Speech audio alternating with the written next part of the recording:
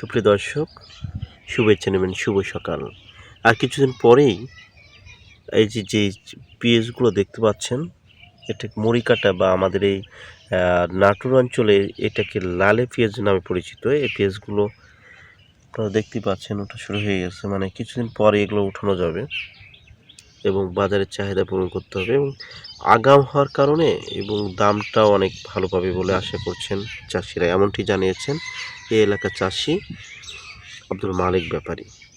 তিনি এবার 5 বিঘা জমিতে পেঁয়াজের আবাদ করেছেন।